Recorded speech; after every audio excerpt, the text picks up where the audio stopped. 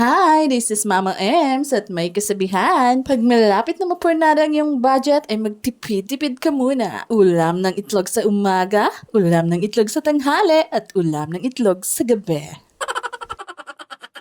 May lakad nga kaming pamilya dito guys dahil nga guys hindi namin na-celebrate kahapon ang Valentine. So mga nakaraang araw pa nga itong video ko at ngayon ko nga lang na voice over dahil sinipag nga ako guys. Buti nga lang guys sa walang pasok ang aking asawa kaya kompleto ang cast ngayon. At day off ko nga guys kaya gora ng mga bida-bida. Makita mo. Ay, is for apple. Apple, silit na tabunan. Pwede na ako may ilaw. Apple? Lumaki na ako. Apple din. Papa, di na ako may ilaw. Lumaki na ako. Lagay ko na pa. Di na ako may ilaw. Very good na lang. Apple. Papaki. Apple. Doon sa kay Papa, kalong ka doon. Doon, dito ka kay Papa. Apple D. Apple D. Pupunta pala kami dito guys sa SM Aura. Kaya ito yung nakagrab na kami guys at marami kaming nadadaanan at ang ingay-ingay ng aming mga kasamang dinosaur.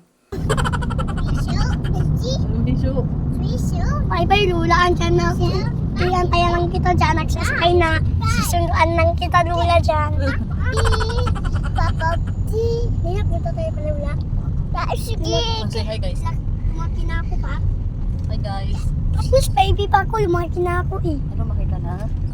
Papa, lumaki na ako kaya. Lumaki ka nakakapalo ng nanay mo? Nag-grab nga lang kami dito guys dahil mahirap pag may mga bulinggit kaming kasama. So pagdating nga namin dito guys sa SM Aura, ay ito na nga guys ang nangyari. Tuwang-tuwa nga mga bulinggit dito guys, panay ng laro-laro at kung saan-saan na nakatingin dahil marami nga silang nakikita. At lahat ng mga nauupan ni Kulot ay gusto talaga niyang upuan, sana all. So ayan nga guys, ay gumaya din ang kanyang kapatid na maliit at tumalon-talon nga siya guys dahil tuwang-tuwa nga dito guys ang aming liit. At sabi ko nga sa aking asawa ay videohan nga muna ako dito guys.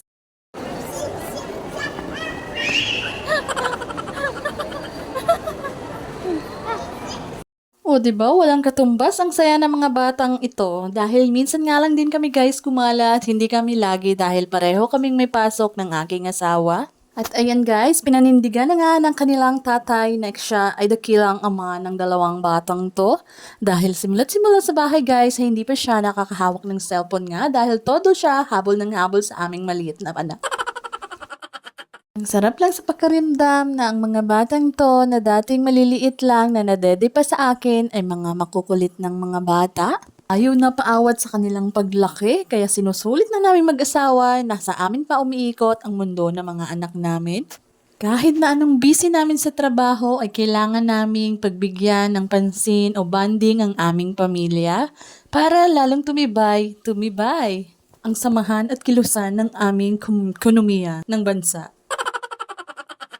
Tapos gusto sana namin guys pasakayin dito si Liit kaso hindi nga namin alam. Nakala namin ay token na ang bibilin dito dahil hindi pala guys. Bibili ka pala dito guys ng card. Hindi naman ako marunong nun dahil taga-bukid nga ako. At hindi ko pa din naranasan yung ganon sasakay-sakay dito sa broom. At natakot nga dito guys si Liit dahil akala niya siguro ay kakainin nga siya. Pero si Kulot nang pinalapitan niya guys ay hindi nga siya natakot dito dahil sanay na sanay si Kulot dahil pinapanood nga din niya ito. Pagkatapos nga namin doon guys sa palaruan ay dumiretso nga kami dito guys sa palaruan ng mga Lego. Kaya ito nga guys, nalibre nga ang aming dalawang anak dahil walang itong bayad dito guys pero ang presyo, tag 10,000, 7,000, o san ka pa? Dahil mga hampas lupa lang kami, nag-window shopping lang talaga kami dito at pakamot-kamot nga sa presyo ang aking asawa. Tapos, niyayaya nga namin tong mga anak namin guys na umuwi na nga kami ay ayaw pa talaga patigil. Nawiwili sila sa kalaro ng mga Lego. Kaya ang mga magulang na mababait ay mag-aantay sa dalawang makukulit na to. At sabi ko sa kasawa ko guys ay mag-hi nga muna at mag-tiktok nga muna kami habang inaantay itong mga kukulit na to. Tapos habang inaantay nga namin to guys, mga anak namin hanggang sa matapos guys ay nagkwento nga sa akin ng aking asawa. Na habang kanina nga guys ay dumaan kami doon sa kainan sa palaroon ng mga bata doon guys ay nagtitinginan daw yung mga tao sa amin. Akala kasi nila guys may nakasaling ampon sa aming apat.